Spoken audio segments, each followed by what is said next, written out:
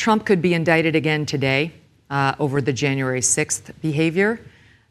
How worried should he be?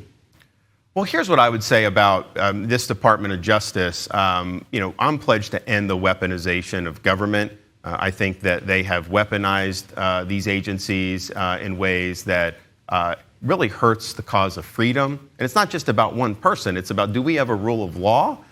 Or is it just about wielding power against people you don't like? And so everything that happens in this case and others is seen through that prism of a DOJ and FBI that have totally lost their way and have been weaponized against the public. I think in D.C., there's a big problem that we have in terms of being able to get fair trials. If you are part of the swamp, when Durham went after that guy, he got acquitted. He had him dead to rights, but he got acquitted in front of a D.C. jury.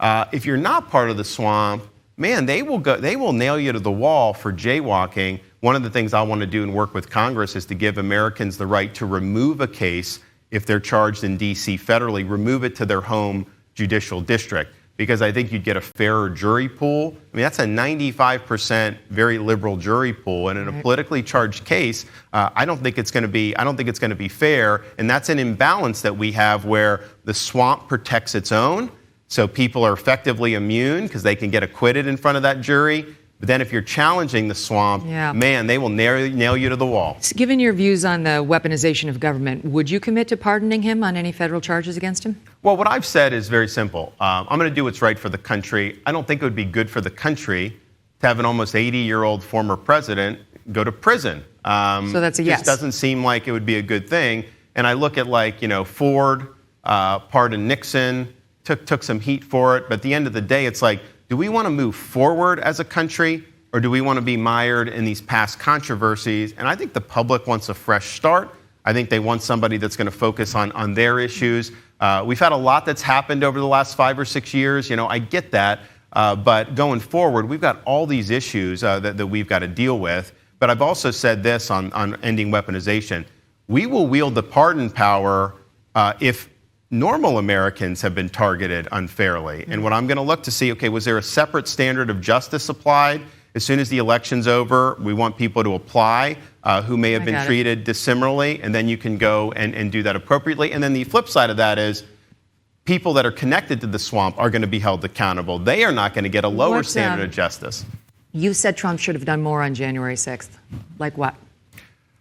Well, look, I think it's been well documented, kind of his conduct when it first started, how he sat there, could have obviously leaned in harder. I mean, even his own kids were texting saying, he needs to do more, he needs to do more.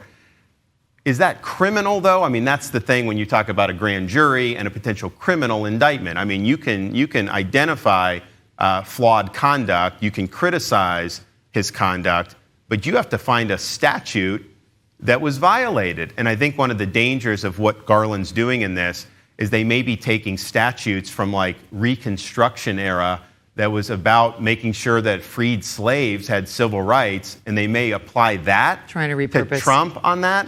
And that's the thing. When you have a situation where there's this political difference, nobody's above the law. I mean, you could be a Republican administration. Doesn't mean you can't prosecute a Democrat and vice versa. But the issue is, if someone robs a bank, we know that's a crime. You rob the bank, if they prove it up, then you're held accountable.